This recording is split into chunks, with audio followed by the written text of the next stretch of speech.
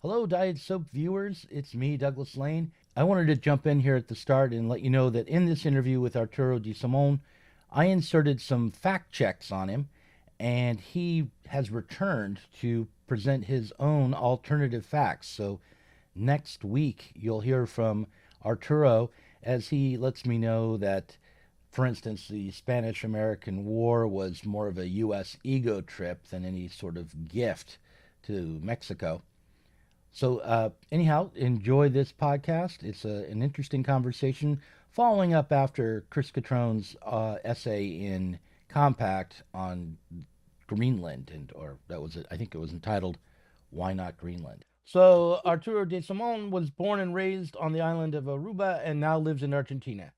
I think we're going to talk about anti-imperialism today and the threat of U.S. imperialism and how it's changing. The death of God is about the drying up of a horizon of meaning and of a whole form of human life.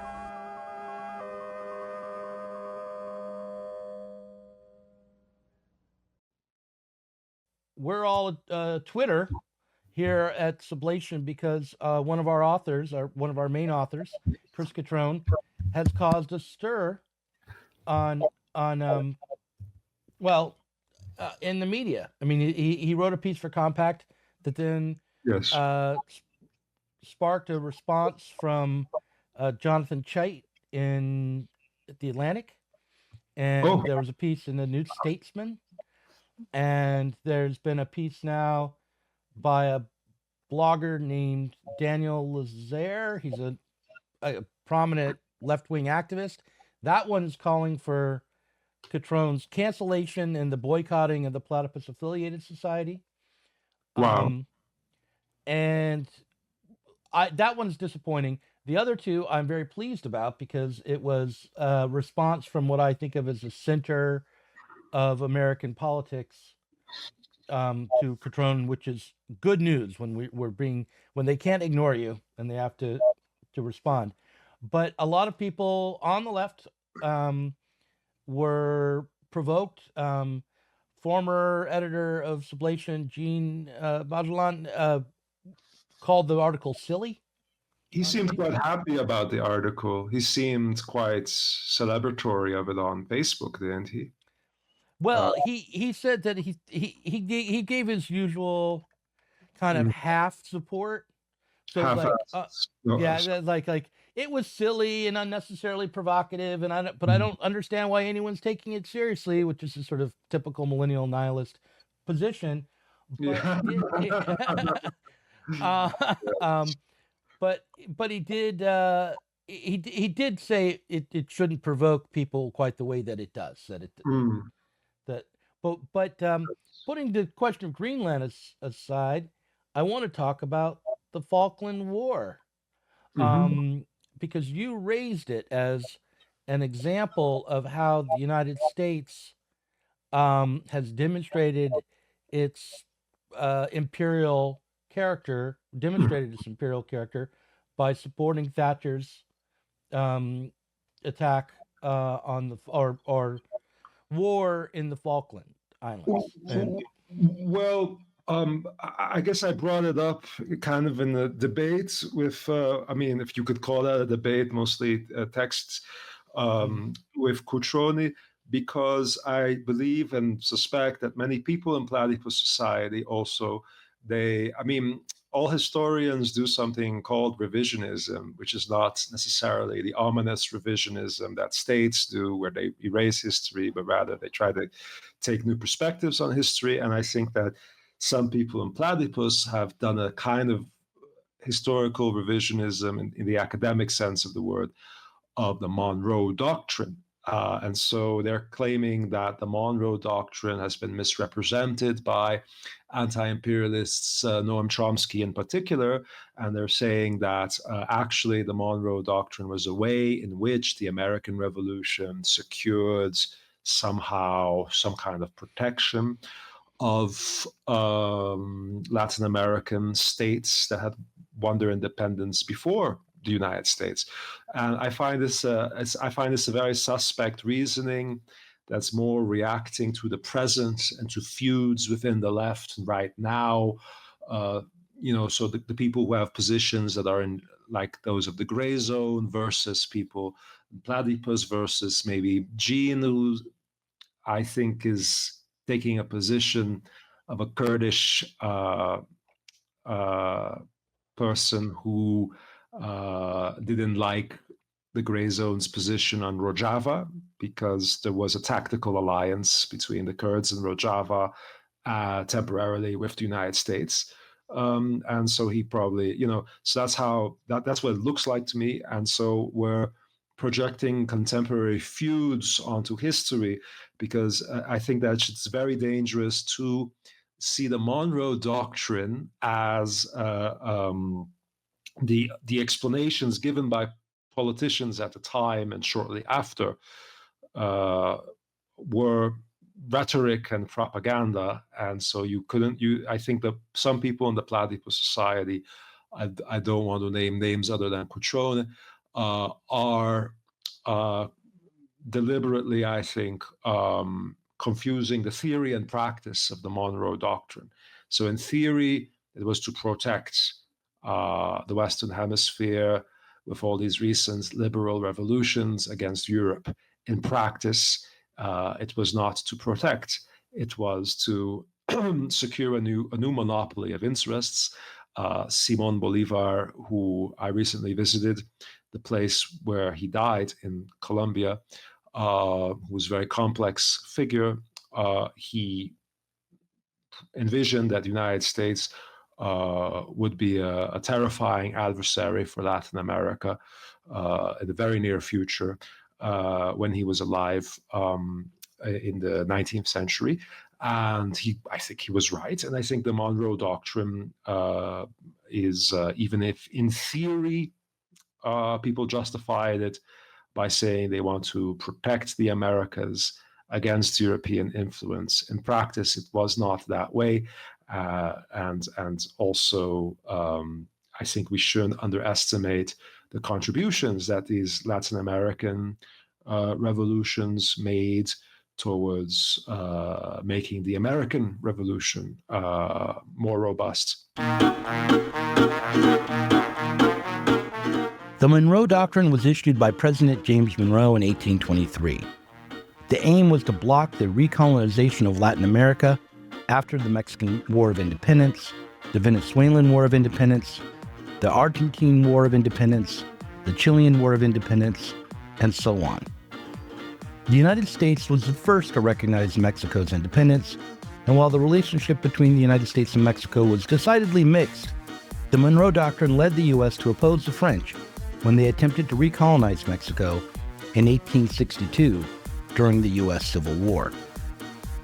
After the Civil War, the United States, having more firmly established its revolutionary basis, improved relations with its neighbors. The U.S. engaged in trade and secured interdependence, recognizing Haiti's revolution and sovereignty, and pushed European powers out of the Americas. Counter-revolutionary forces took hold during the era of Reconstruction. As the KKK rose up, Jim Crow laws were passed in the South, and the North became more concerned with the economic crisis of 1876 than with firmly establishing civil rights.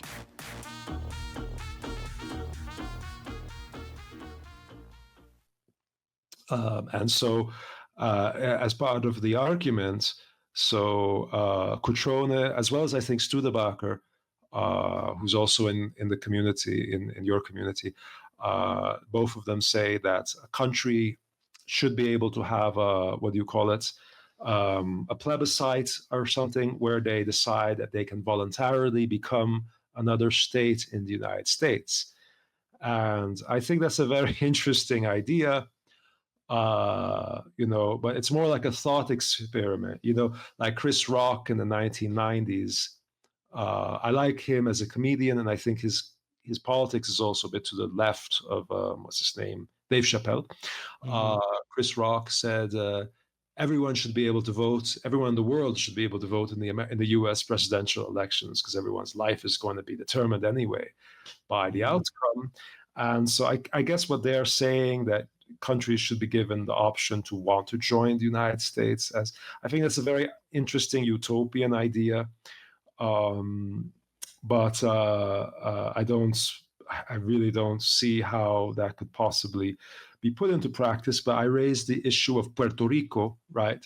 So let's see how this works in practice. So Puerto Ricans, I think, are, that's an island that exists in limbo, right? And many people, Puerto Ricans, whether they're on the right or the left, they want either statehood or independence. And these days, more of them want statehood because they can't declare bankruptcy like Detroit did.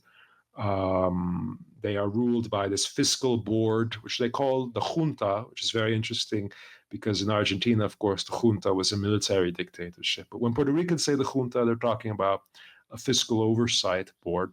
And I guess, the logic of American bipartisan, Democrats and Republicans is that, this island is full of corrupt people with a culture that's inclined towards corruption, and we have enough headaches, and we don't want a state that will turn out to be more corrupt than Louisiana or whatever. So we keep them frozen in this 19th century where there's a governor and there's no self-determination. There's no statehood, even though that would be very popular. I'm sure they'd want to become like Hawaii or whatever, right? So that's an example of how Cutrone's theory doesn't really add up, because if you don't share this American culture and identity, I'm sure there are other factors why, I'm sure it's just economically convenient to keep Puerto Rico in this position. Like, for example, Puerto Rico has the Jones Act, meaning that they can only import American goods, so they can import Advil, Tylenol, or whatever, rather than, I don't know, a headache medicine from, they import American products only, and so that is very rare in the Caribbean. Puerto Rico is subject to the Jones Act, which requires all goods shipped from U.S. ports to be transported on U.S.-built, U.S.-flagged, and majority U.S.-owned and crewed vessels. This law significantly impacts Puerto Rico's ability to import goods because it limits competition and raises shipping costs. However, Puerto Rico can and does purchase goods from other countries. The Jones Act only applies to shipments coming from U.S. ports. I guess in a way, the Cold War continued along the border, the territorial waters between Puerto Rico and Cuba in a way, because Puerto Ricans are very similar to Cuban people in many aspects. They have a shared history, but there's like a Cold War barrier between Puerto Rico and Cuba still. And anyway, I brought up that example. Cutrone said, well, many Puerto Ricans live in the United States. They're not going back. But why are they not going back? Do they really want to live in Bedford-Stuyvesant and Washington Heights, New York, freezing their asses off? Or is it because there's this, a system that's not working in Puerto Rico that offers no future horizon, so that the people can stay on their beautiful island with opportunities there and not become immigrants to the United States? Many Cubans would like to stay in Cuba, but with the problems there, economic problems, the blockade, they all end up leaving the country, right? So I think that's an internal contradiction somewhat. And anyway, Cutrone was also interested in that particular point. During Puerto Rico's struggle for independence from Spain, the United States invaded and took the colony for itself in 1898.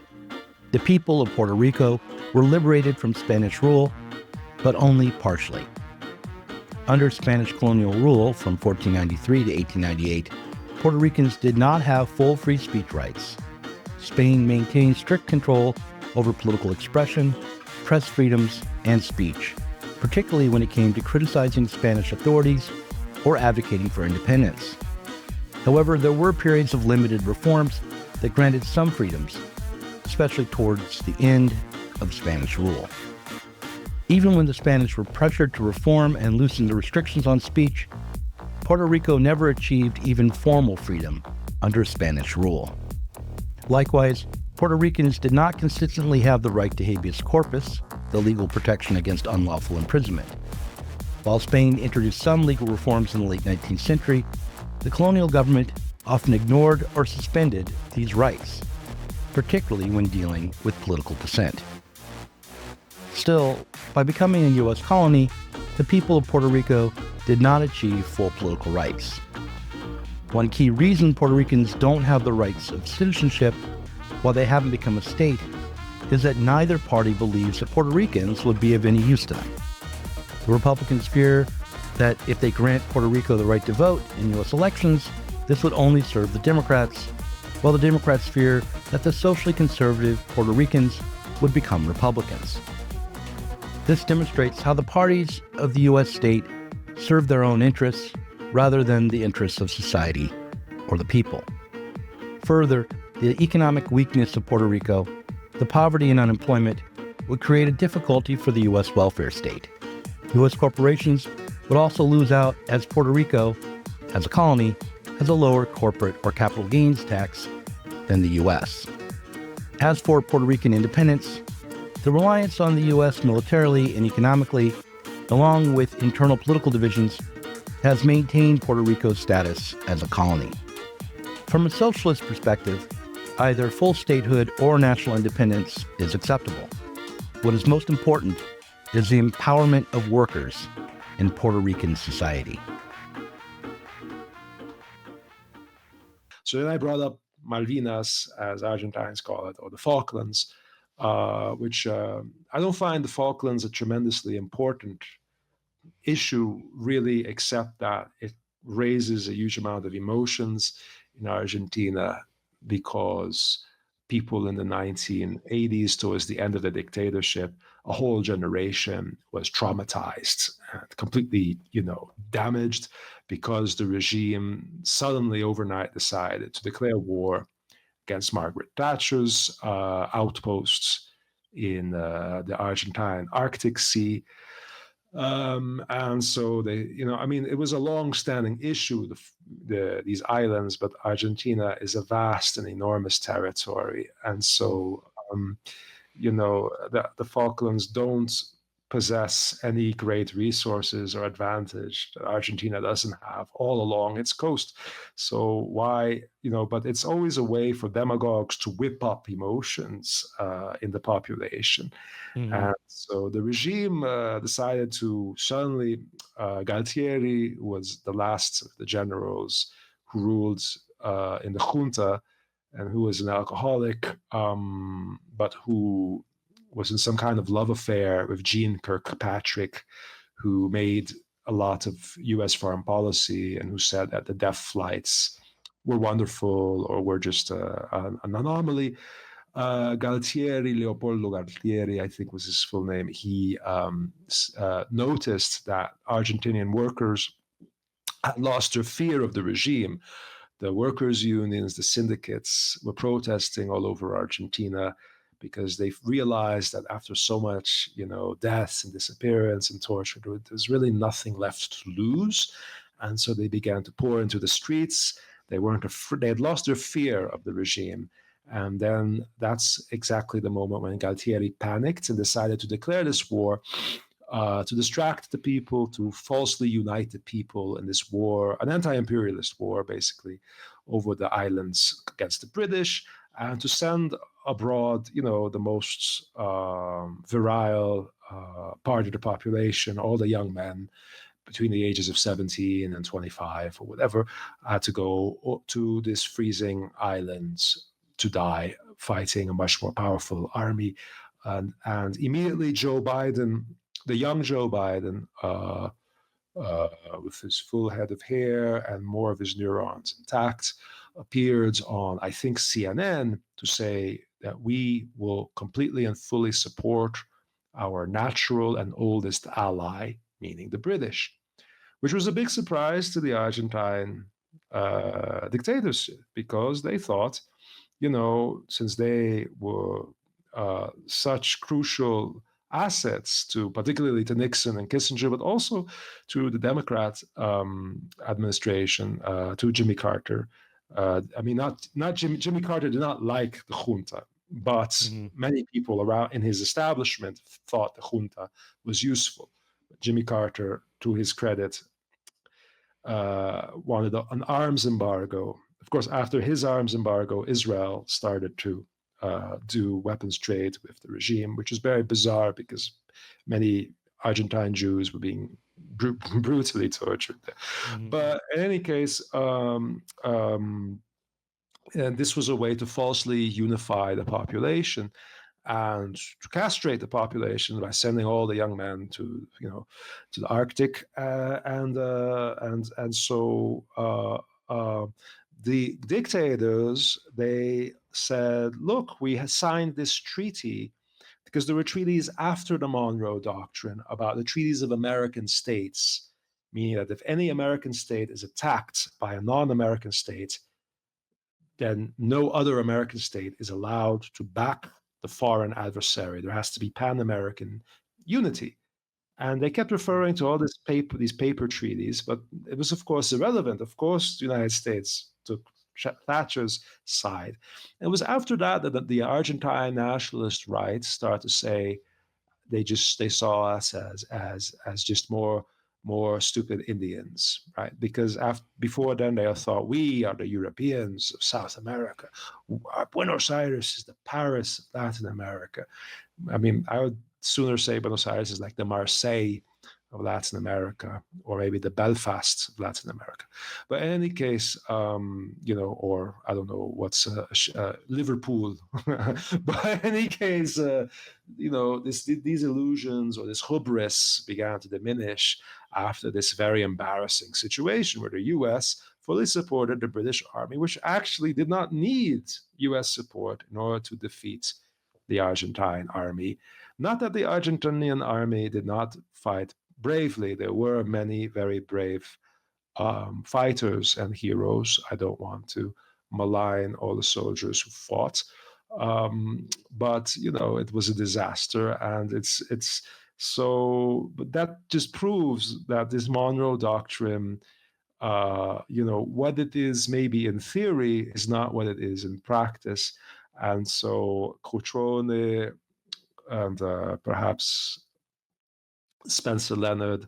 I mean, I know they'll tell me that I'm, probably they'll give some counter argument to say that I'm a fool or a typical anti-imperialist in the West. But in any case, I think what they have done is they have resorted too much to looking at the theory or at liberal propaganda of the era, just as, when James Madison, that was his name, when he wrote the Federalist Papers, there were many idealistic things, progressive things he was saying and what he was distributing, but behind closed doors, he was reassuring all the ruling elites of the United States that the people who own the country will run it, right? So there's public parlance, public posture, and a private one. And so there was maybe something that perhaps indeed Washington at the time wanted to reassure Latin American liberal parliaments that, if Europeans attack you, we will have your back. But this was not practice. And so that's what I can say about this difference with this debate with Cutrone. And maybe it's something worth continuing at a later point. The United States played a complex and somewhat contradictory role in the Falklands War between the United Kingdom and Argentina over the Falkland Islands. While officially neutral, the U.S. tilted in favor of the U.K., providing diplomatic, intelligence, and logistical support, despite early attempts to mediate. When Argentina invaded the Falklands on April 2, 1982, the U.S. initially tried to avoid taking sides. Secretary of State Alexander Haig led diplomatic efforts to prevent full-scale war, trying to broker a peace deal between the UK and Argentina. The U.S. had strong ties to both nations. The UK was America's closest NATO ally. Argentina was a Cold War partner in Operation Condor, helping the U.S. combat leftist movements in Latin America. However, as diplomacy failed and the UK launched its military response, the U.S. shifted towards supporting Britain.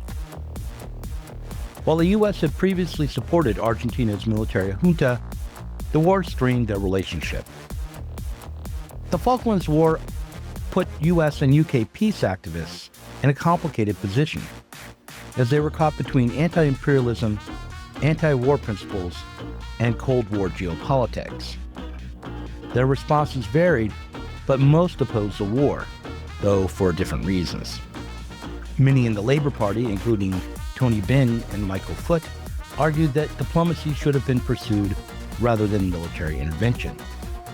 And some socialists and trade unionists condemned the war as a distraction from domestic economic struggles, as Thatcher was attacking the working class with austerity policies at the time. Some British leftists supported Argentina because they saw the UK's control of the Falklands as colonialism. Others opposed both sides, seeing the war as a dispute between two right-wing governments, Thatcher versus the Argentine military junta.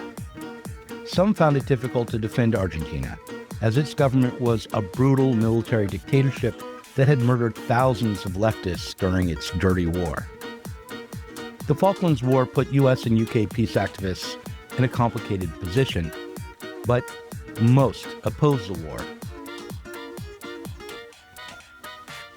The British anarcho-punk band Crass was one of the most vocal anti-war groups during the Falklands War. As committed pacifists, anarchists, and anti-imperialists, Crass used their music, activism, and even subversive tactics to undermine British nationalism, expose government propaganda, and challenge Margaret Thatcher's war policies. One of their most legendary stunts was the Thatchergate tape, a fake phone conversation they created, making it sound like Margaret Thatcher and Ronald Reagan were mocking the Falklands War and planning to nuke Europe. Crass edited together real recordings of Thatcher and Reagan to create a realistic-sounding fake conversation. The tape was leaked anonymously to the press, and even the CIA investigated it. It was taken seriously by international intelligence agencies, showing how effective Crass was at exposing government hypocrisy and stupidity through subversive media tactics. My view of the Falkland Island conflict is myopic. I understand it through the subculture of the U.S. left and the British left, right? So when I think of the Falkland War, I think of the punk band Crass. Oh, first. wow. And they created a controversy for themselves in the UK after the war by releasing a tape, an edited tape of that made it seem as though there was a conversation between Ronald Reagan and Margaret Thatcher, some sort of conspiracy between them. Highly restrained. It's absolutely essential. The area be through the roof. That's a possibility.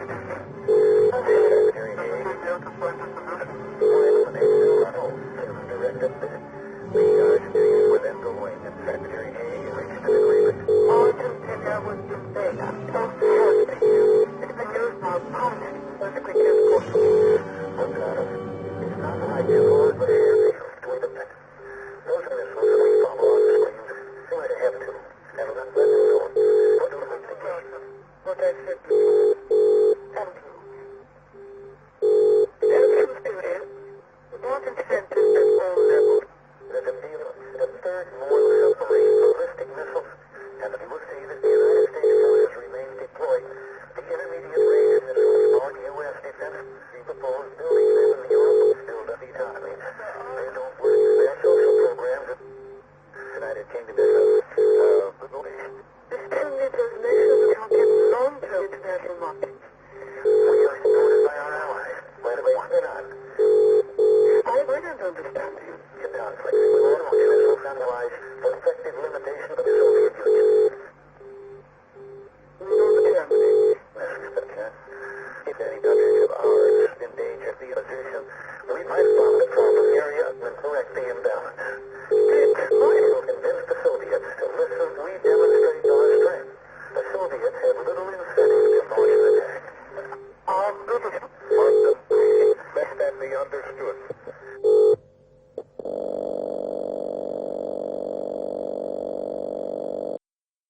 here's what we'll do.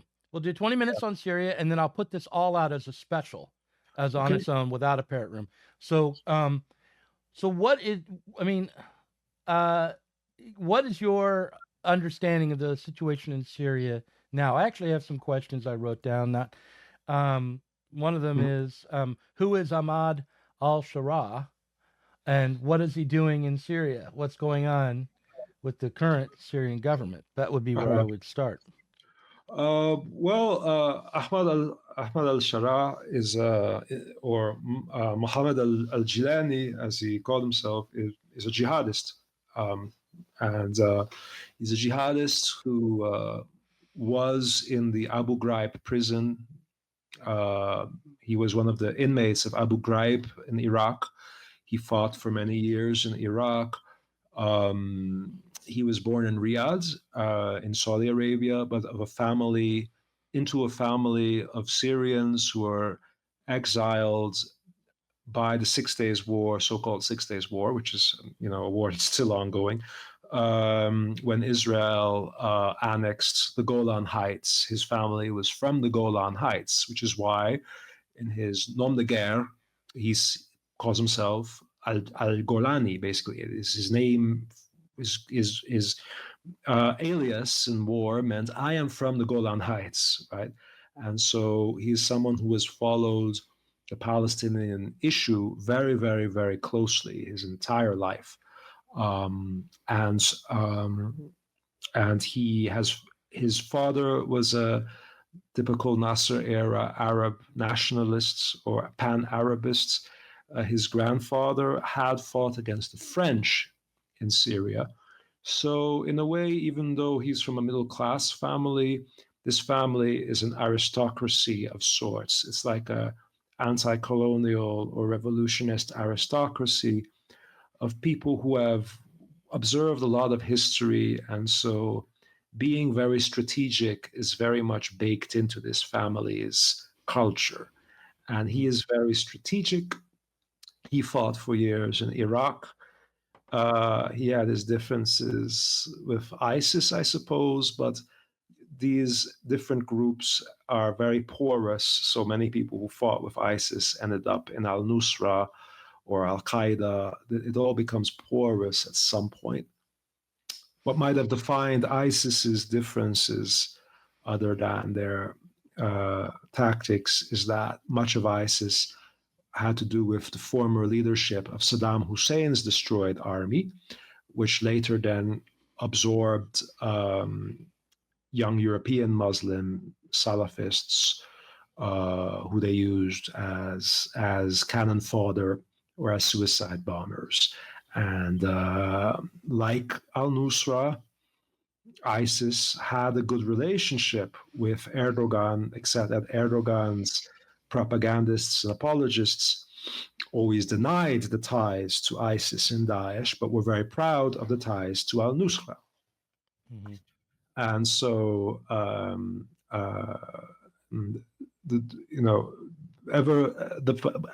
the moment when when Bashar al-Assad, it's more important to understand who the Assads are, I think, in this conversation, because there's a lot of confusion in the West as to who are the Assads. And I only know about this because I went to Tunisia more or less during the revolts there.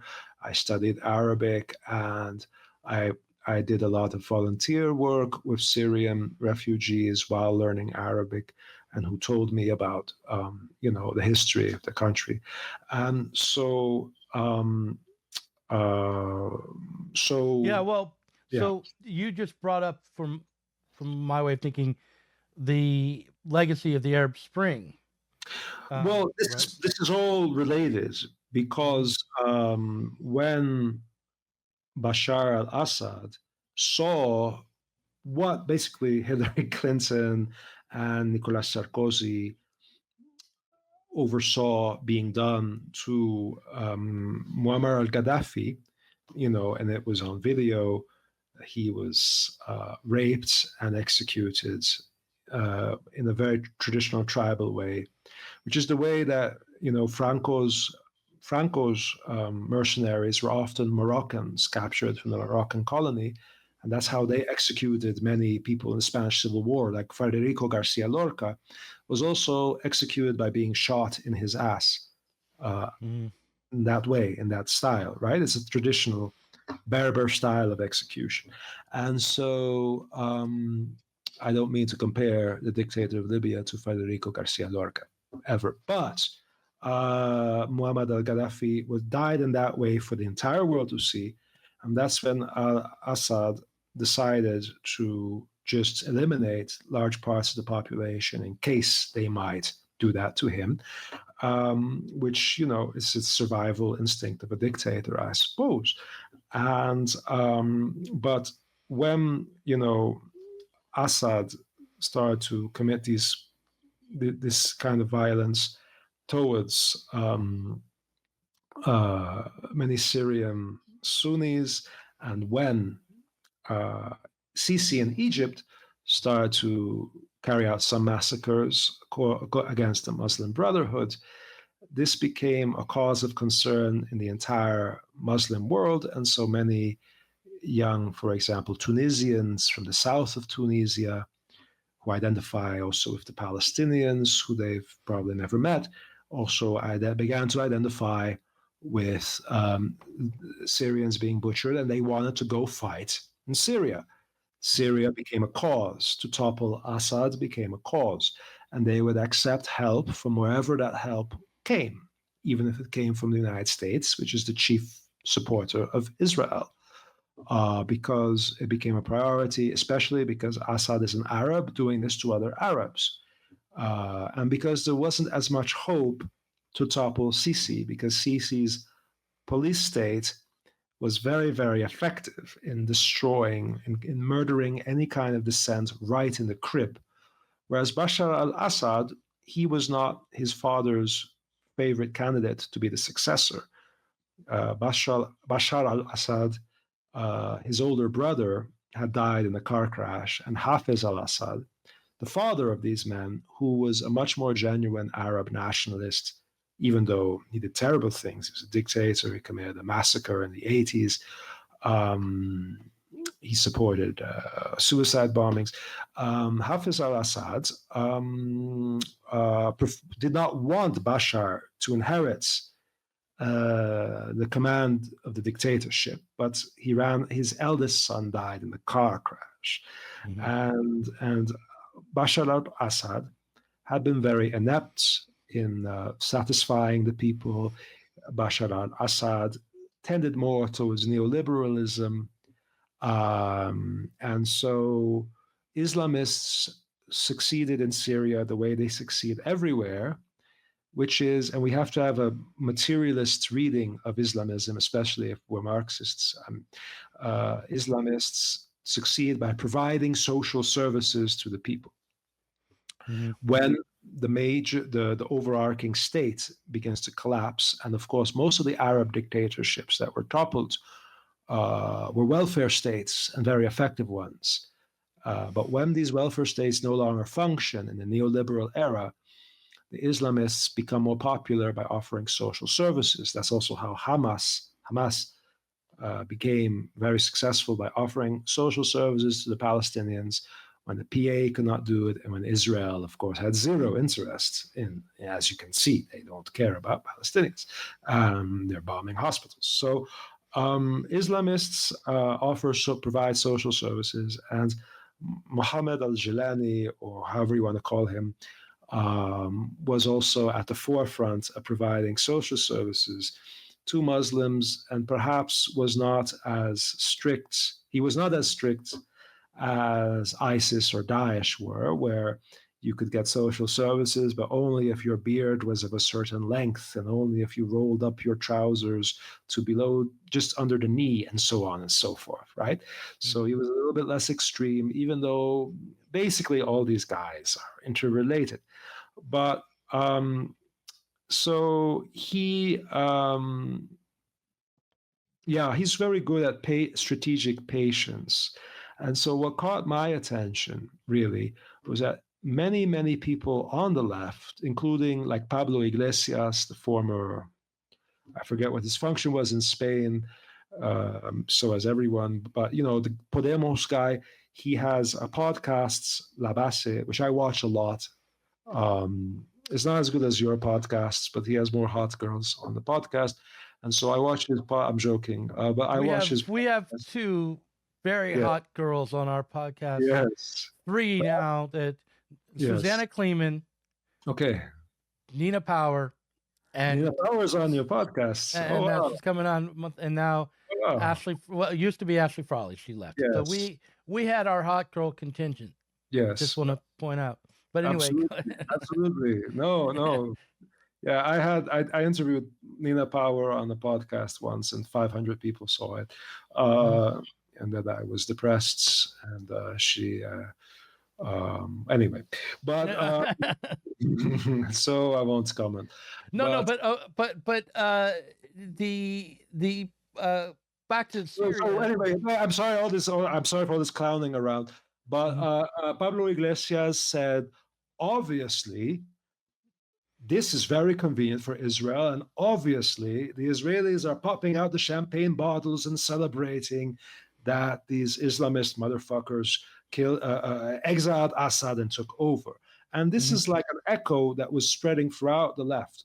Like Yanis Varoufakis was saying, obviously, and all these other people on the left, on the video left also, were saying, obviously, this is the most convenient thing for Israel. And obviously, Netanyahu is very relieved and very happy that Mohammed al-Jilani took over and destroyed the Syrian government. And it's not so obvious to me, because clearly Netanyahu started to immediately bomb Syria relentlessly, and clearly, and what that means to me is that there must have been some sort of agreements between him and Assad. So while they were barking so much at each other under the table, there was some sort of agreement. And of course, I think that because Assad represented a minority, an Ismaili minority, which had many reasons to be suspicious of Sunnis, because the Ismailis had been slaves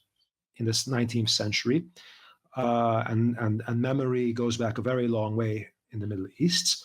And so typically Israel has found an asset in working with the fears of certain minorities in the Middle East. For example, the Druze are a very important part of the Israeli army. The Druze, Palestinian Arabs, are very important for the Israeli army. They're a very good fighting force. I once met the father and brother even of a Druze parachutist who was kidnapped by Hamas, and it was very sad. The father went around the world talking about his son, and nobody cared, of course, because no one cared about the kidnapped Druze Arab the way they cared about Gilad Shalit.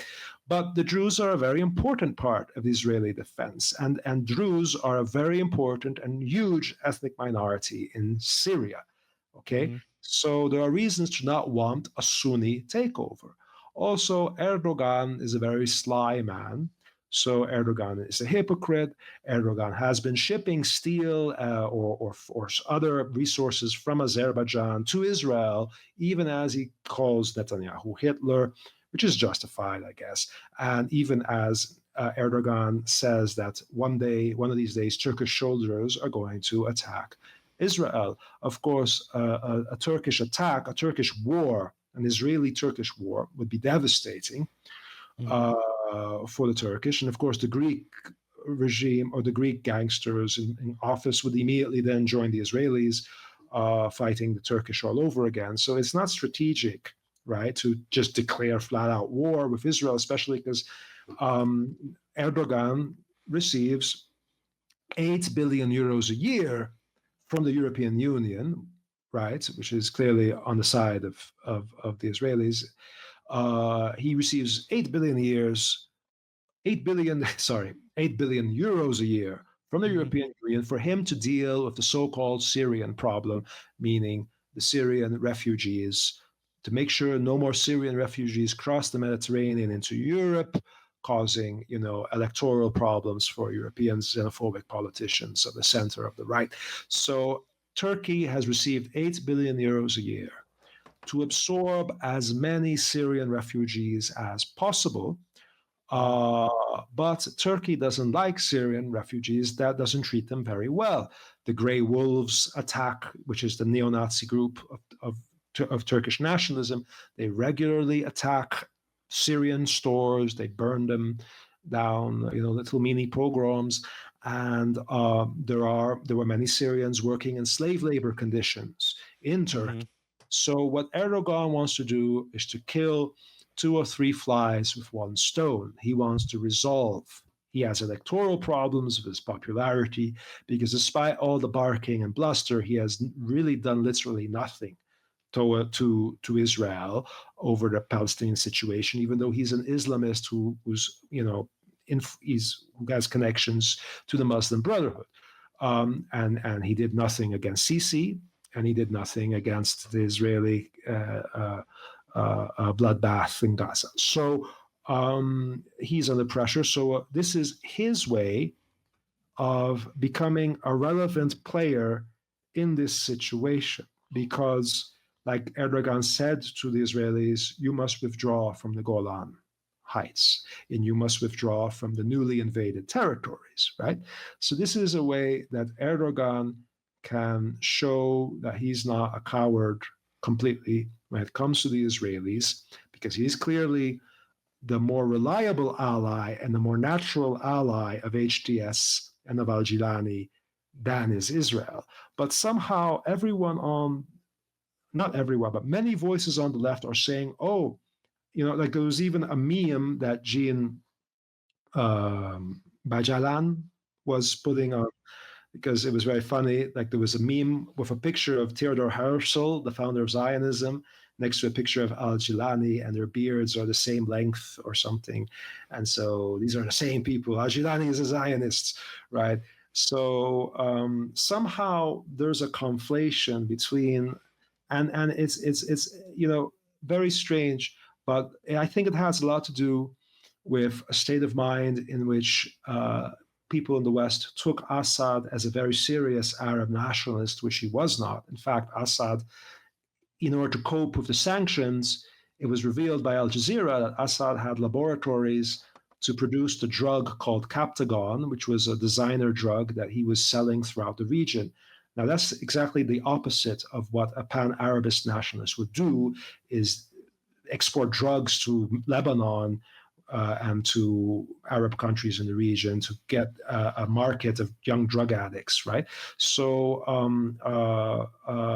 I think that, first of all, Bashar al-Assad was not who people think he was in the West, and he was probably a more convenient and predictable enemy for the Israelis, whereas now they are uncertain. But also there was a proliferation of conspiracy theories that are very common to hear on the left. I also heard them from people in activist groups.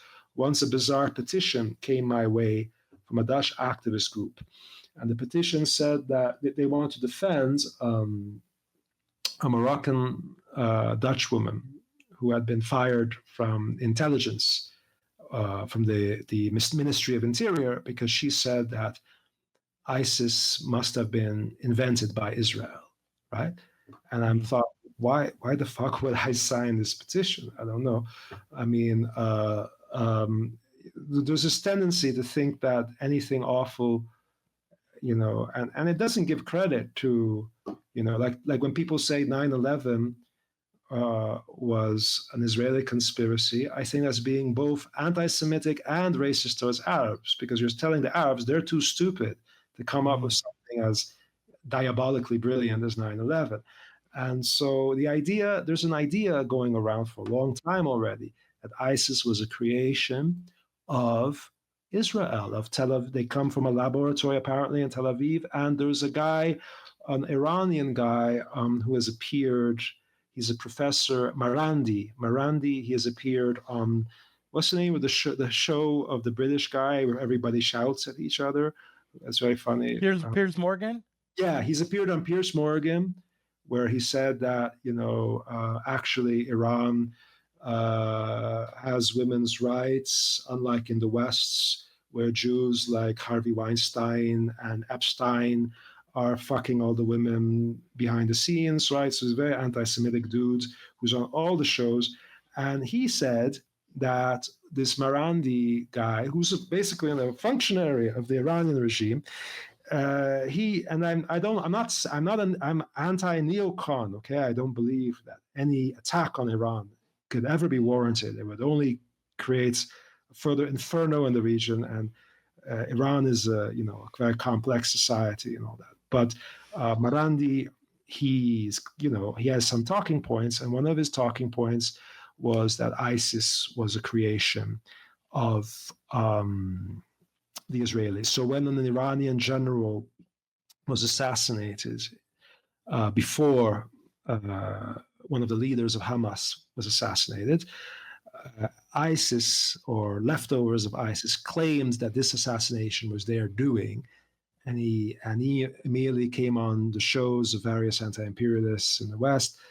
I happen to like Rania Khalek, by the way, because she has an interesting take on Europe. She pays a lot of attention to Europe. I think she's very smart. I think she's very facetious when it comes to Maduro and Assad and whatever. But she had Marandi on also on her show. And so Marandi is an Iranian, a nuclear scientist, and a functionary of the Iranian regime who insists that ISIS was produced by Israel, right?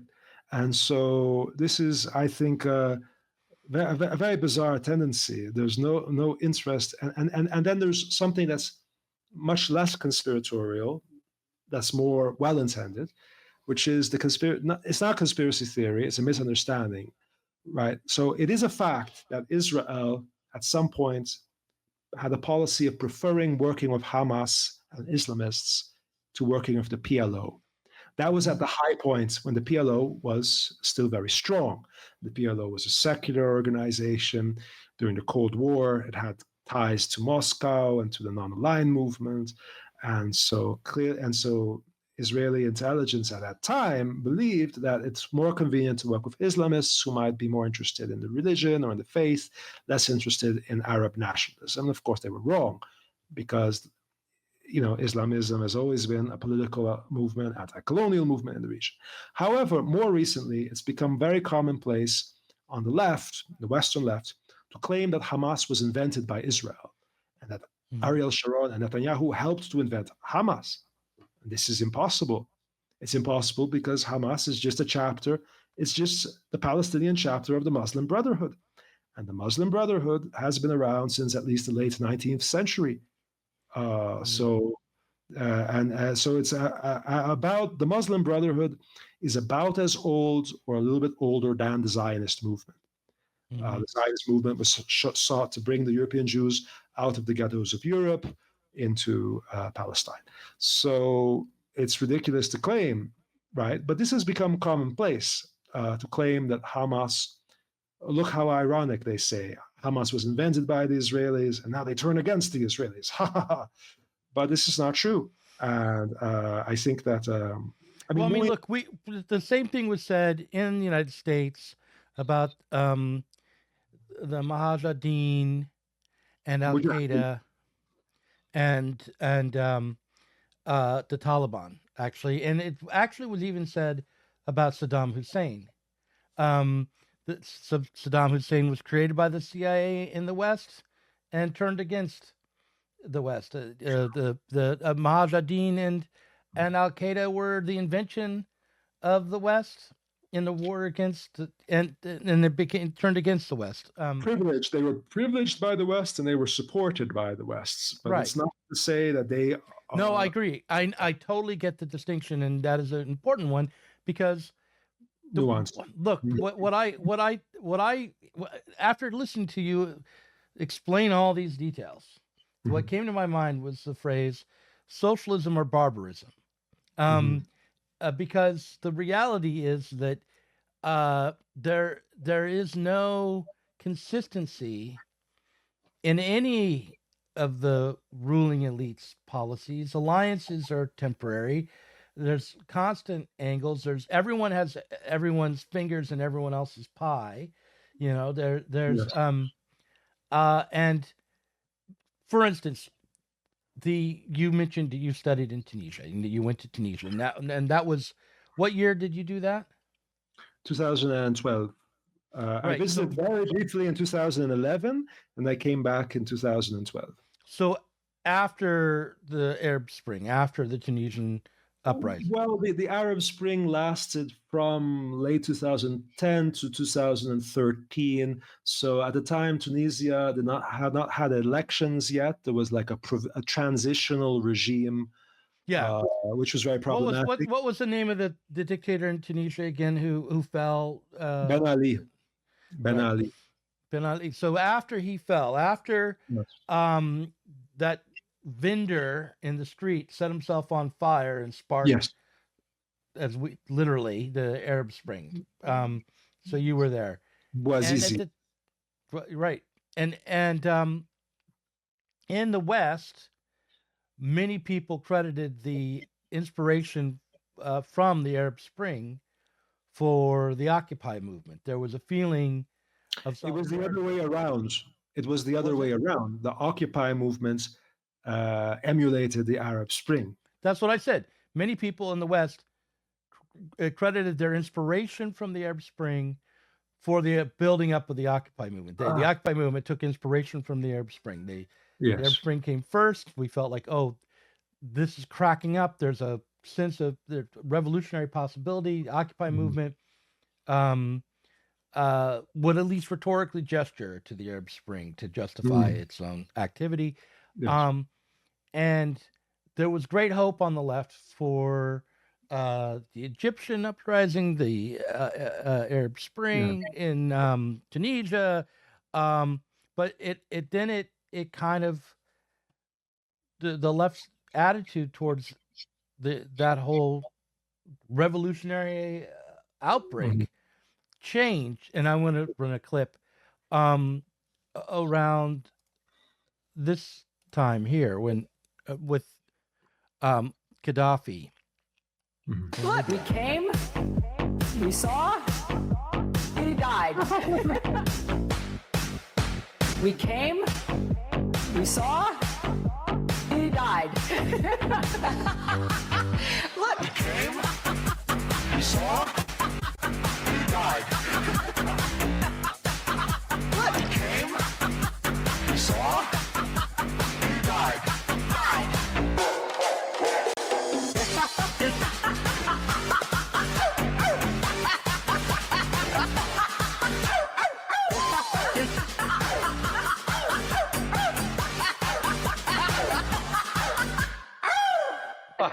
It's not a laughing matter. I take it really seriously. All right. Wow. So that's brilliant. Yeah. I call that montage. Yeah. So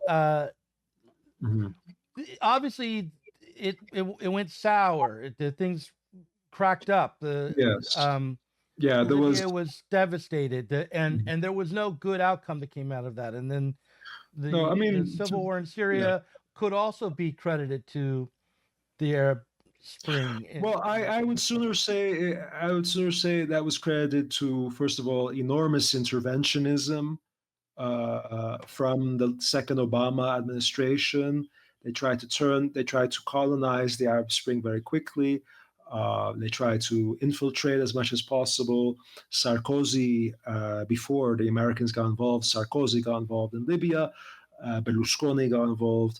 Then the Americans, and so they turned it into an excuse for foreign policy interventions. I guess because what was dangerous about the Arab Spring was that it was a case of Arabs showing maturity and competence. And that was very threatening to Washington. So they immediately tried to intervene to show that actually American humanitarian intervention is utterly necessary here. Silicon Valley also tried to reclaim the tools that the Tunisian young people had used to communicate clandestinely, to coordinate the uprisings, and it became a tragedy.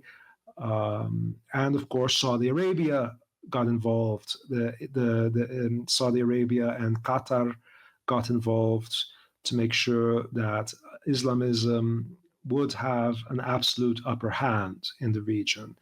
And so the counter-revolution was successful. Every genuine revolution or revolt has a counter-revolution. You could say, yes, the Arab Spring was, I don't think it was purely bourgeois. The left, all the left organizations in the Arab world were involved. The Tunisian left, the workers' unions, all the Syrian left and unions were involved up until the point when it became a cause adopted by neocons and also neocons of the pseudo left, of the centrist left in Europe and in the United States. That's when people started to withdraw, but it was too late. And of course, Egyptian urban middle classes were too afraid of living under an Islamist elected president. Unfortunately, it was a bit like the reaction in the United States towards Trump, where people became hysterical. Egyptian middle classes became hysterical and sought refuge in the security state. And it was very tragic, of course, because the Egyptian military, which took over, killed also many young Egyptian students who were secular, who were not Islamists. This made them disappeared and detained them. So, and the left, I find, has not paid enough attention to the causes of other Arab countries.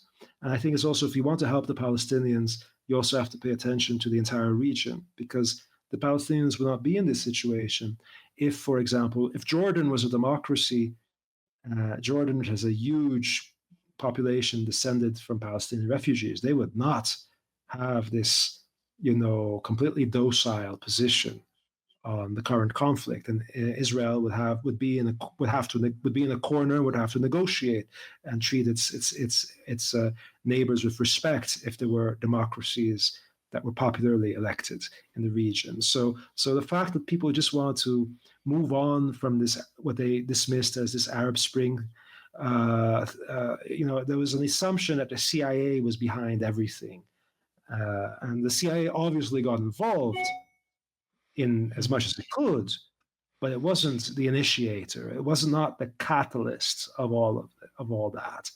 And I think now I don't trust Al-Jilani. He's obviously very smart. Hopefully, he will do what the Islamist party in Tunisia did after they won elections. When the Islamist party, they won the elections, they ruled for 4 years, they showed the people that they don't know how to govern, and then they lost the election and they peacefully left elected office. So I think in the Arab world, there had to be a rite of passage, because the Muslim Brotherhood had a very romantic image.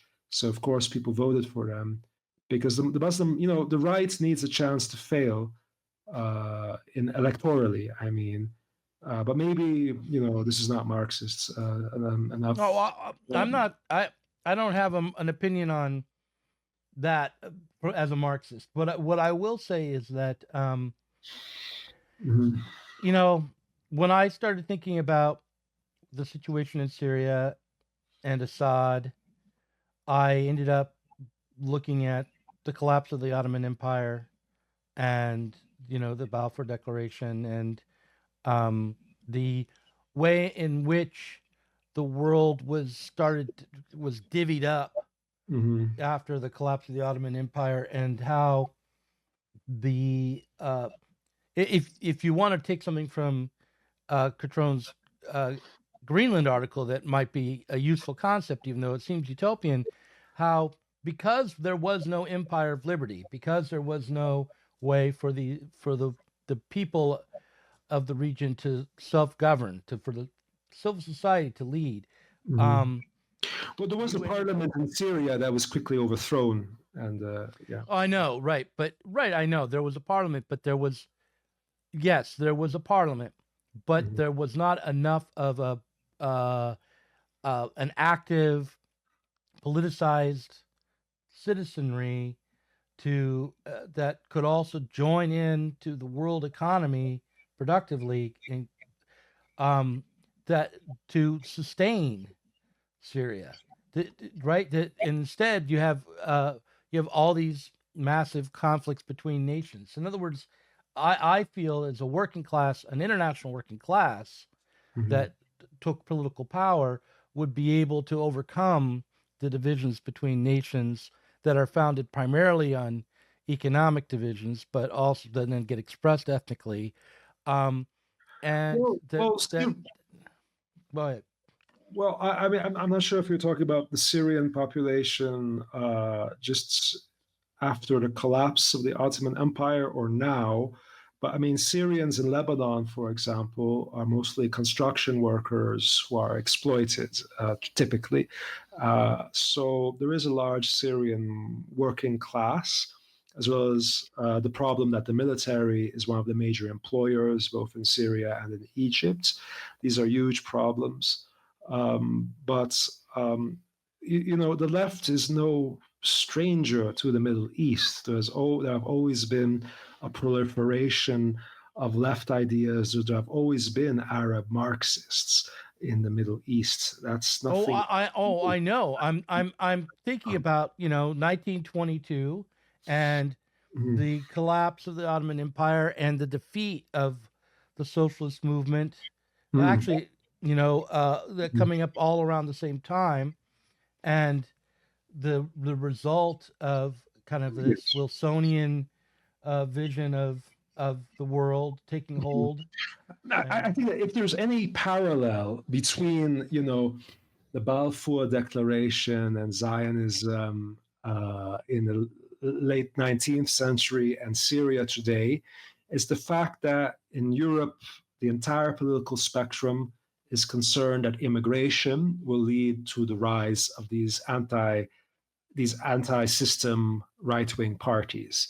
And so they want a solution for immigration, meaning that they don't want Syria to be a place that is emitting more immigrants, right? So, and they've paid.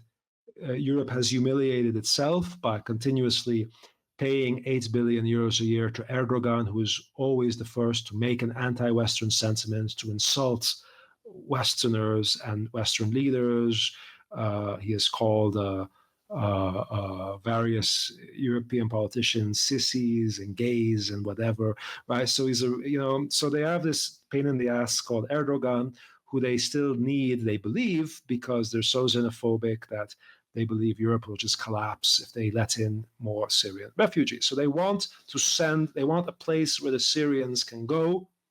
And Europe has invested a huge amount of money in what's called the deterrence. So the EU has a deterrence policy, meaning they want to ruin the positive image that Europe has in the eyes of Arabs, right? And this is where, I would agree with your friends in the Parapos movement that the United States has been a bit better than Europe, and that the United States sees it as a good thing if people around the world think that the US is a wonderful society to move to. The EU has invested, hundreds of millions of euros at least in what's called deterrence, which is kind of like a counter advertising of trying to tell people in the Arab world and in Africa, you won't be happy if you move here. Your prospects won't look very good for you if you come here, right? So they're investing a lot in making sure that to reverse the immigration. And so European states that accepted Zionism, that was in a time before the Holocaust. That was in a time also when the anti-Semitism in Europe was so systemic that it was very hard to be a successful Jewish person. You had to be a genius of finance, and there was a huge Jewish population that was very poor in the west of Europe, and most Jews were immigrants. Most British Jews were recent immigrants from the east of Europe. Most Polish Jews were recent immigrants from Russia. Most French Jews were recent immigrants from Poland and Lithuania. So Jews were seen as immigrants and were the targets of anti-immigrant sentiment. And therefore, many people were saying, let's send all the Jews to Palestine. And so that's why many Israelis who remember this are cynical about European support for Palestine. Like the late writer, novelist Amos Oz, his characters say, once they said, send all the Jews to Palestine. Now they say, Jews, get out of Palestine, right? So that's of course a very simplistic, sentimental way of understanding why people care about these dead, murdered children. Of course, so there are always ulterior motives for any cause. But what I'm getting at is they want to send Syrians to Syria. That's the only real similarity.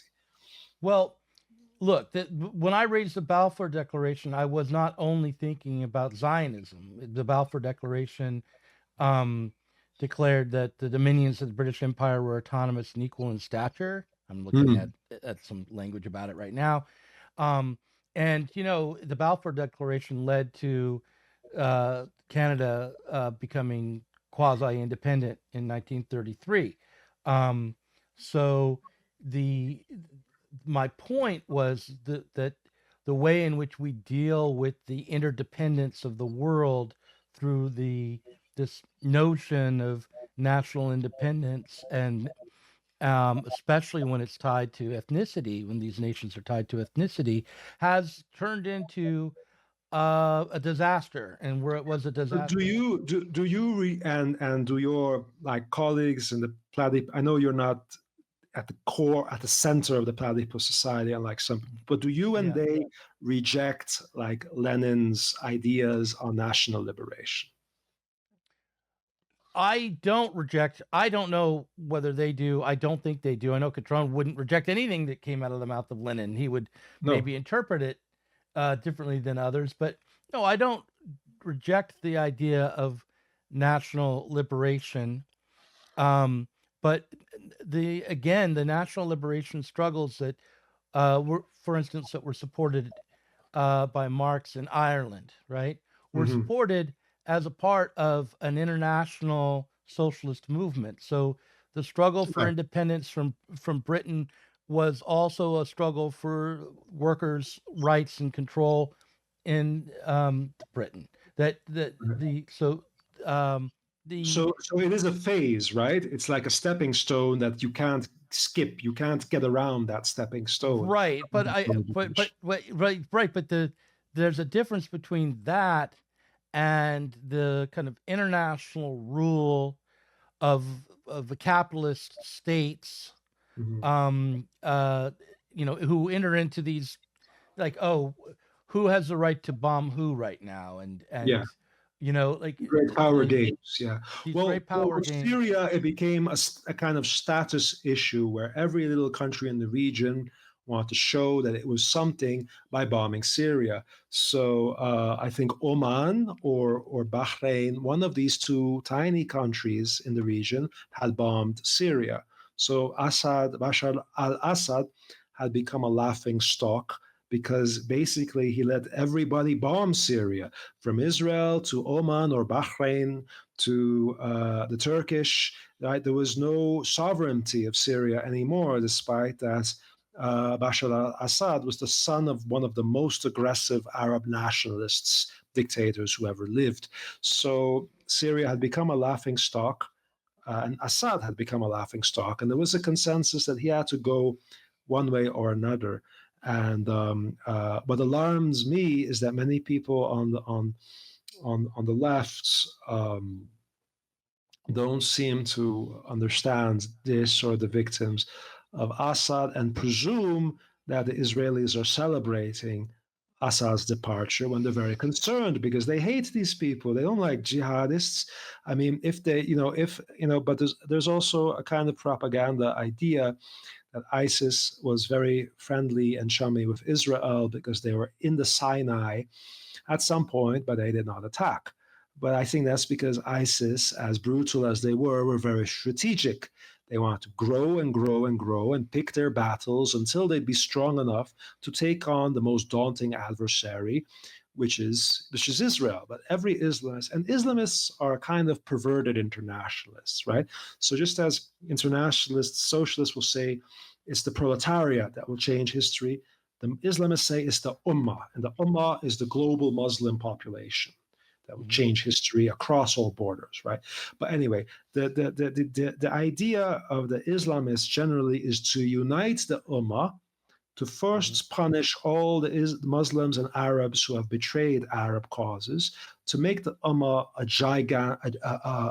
a waking giant and no longer a sleeping giant, and then they'll be strong enough to take on their maximum enemy. And their maximum enemies are Israel and the United States, right? So they're very strategic about this. And of course, after all this fighting, the Syrian population is very tired, very tired. They've lost a lot of resources. You know, they surprised the world toppling Assad.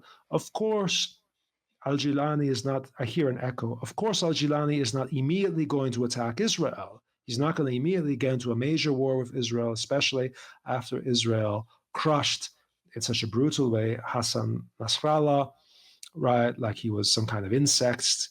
They destroyed him, right? So, and of course, Al-Jilani has more in common with the Hamas leaders who were executed recently than he has in common with any Israeli. So, of course, he's biding his time, just as ISIS bided their time, but they were destroyed by Russia and other factors. So, it's just what amazes me is the assumption that you won't hear from any Israeli. You won't hear Israelis jubilant saying how wonderful that jihadists took over Syria. They're very concerned, and rightly so. But why is it that a lot of people in the West, from podcasters like Pablo Iglesias to people to Rania and her guests, and a lot of people on Love podcasts, do dissidents or whoever, it's like it's hard to understand. It's like when there are these debates about Israel Palestine, and suddenly all these people, like the top machos like Yanni Varoufakis are saying, obviously there's no solution to the Israel Palestine conflict, but obviously it's the major issue of our time, but there's no solution to it. Right? If you say on the West, well, if you start to talk about some way of resolving the Israel-Palestine conflict, people say you're an idiot or a Zionist. The many left-wing Israelis who write for Jacobin magazine or whatever, like Ariel Feldman, who say there's no solution to Israel-Palestine. But then why should we care about it if there's no solution? Then you have to believe there's a solution, right?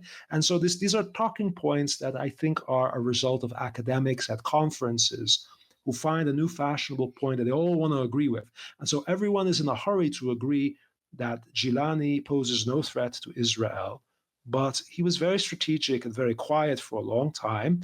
And of course, he received support from the West, but so did Putin. Putin was a favorite henchman, a favorite gangster of the Clintons, and then he turned on the West. And probably he had planned that all along. So why assume all of this? That's my only. Well, yeah, I mean, it did seem to me that when you look at it, not from the perspective of the conflict in Gaza and Israel, but from the perspective of Ukraine and Russia and United States, the collapse of Assad demonstrated that the war, it isolates Russia. It isolates Russia a bit more. Yeah, and was demonstrated that it was weakening Russia, because the one explanation for Assad's collapse of his regime was that the Russian support that was propping him up had evaporated. So due to the conflict in Ukraine. Look, when you look at the world as a game of risk, right, between these competing powers, I think you start having arguments about that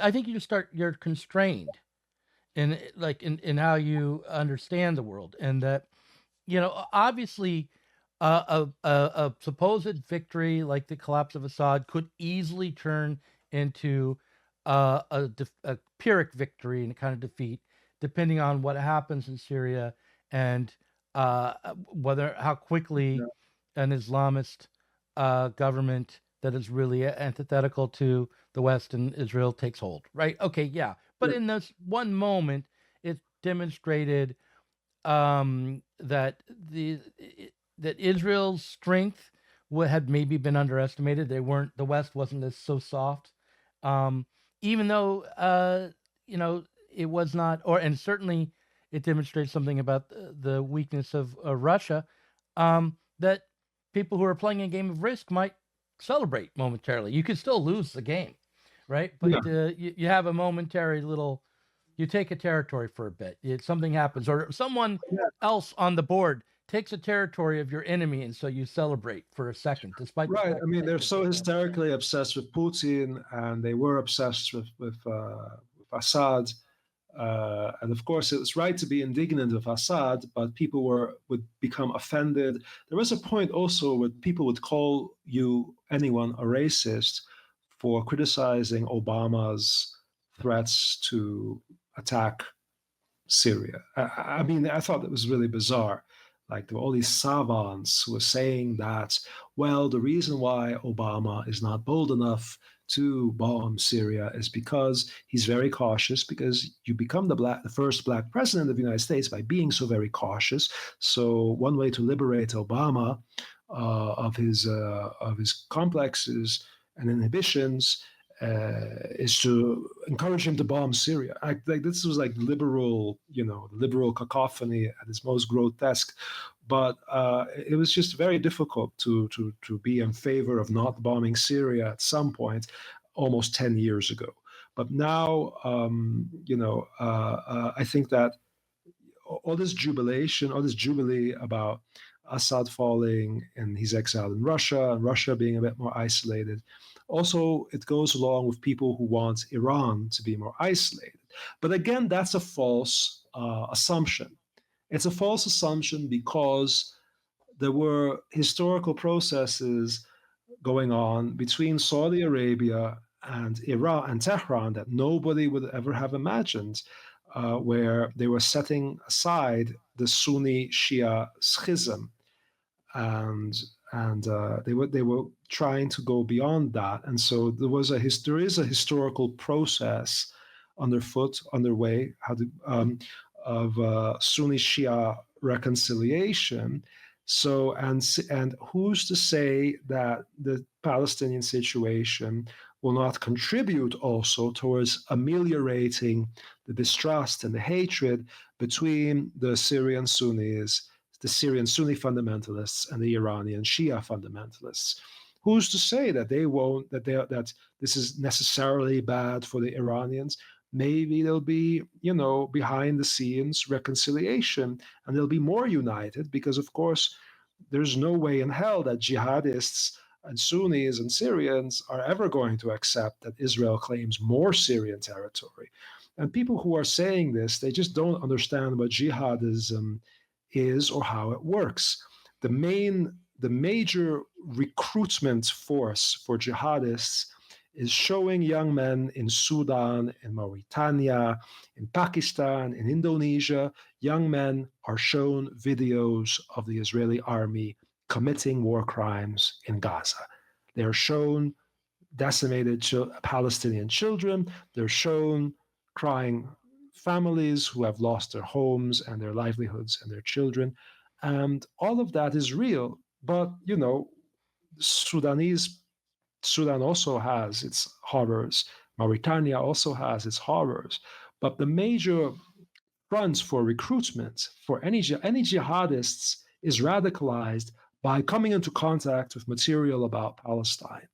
So there's no way in hell that Jelani who named himself, after the Golan Heights, is going to, that he is a pawn of Netanyahu.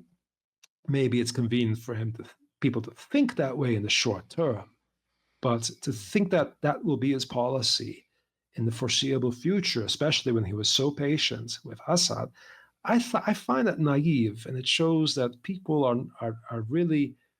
It's not just that of course, it's normal to be uninformed about a faraway region, somewhat uninformed, but to just assume he's an Israeli pawn.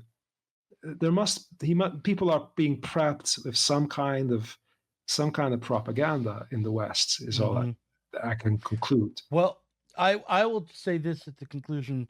I think to try to tie the first conversation into the second, I think the solution, the way to defeat Islamism, international Islamism, which needs to be defeated, is Puerto Rican salsa. no, it's for Trump to buy Israel and Palestine, Yeah. and make them into the 51st or 52nd state. Then they're Yeah. going to have to get along Yeah. because they're going to be under the same constitution. Uh-huh. And I don't know. They could. I'd be all right with them just being a colony. Together. They don't even have to have full, states' rights but maybe eventually. Well, they are colonies. I mean, they do function in a colony. No, like an autonomous colony within the Empire of Liberty. That I feel like would be a solution, because it would stop the conflict, and it would refocus the region on being productive rather than these wars over religion and ideology. But what if then the less educated Israelis and the poorest Palestinians want to move to Milwaukee or Arizona or California? Will it be as popular then? I mean, won't that? Right? Will they? Well, that's why it's so important to make to make America great again. We have to have the productive capacity to absorb those people and put them to work. Okay. So yeah, that's my answer.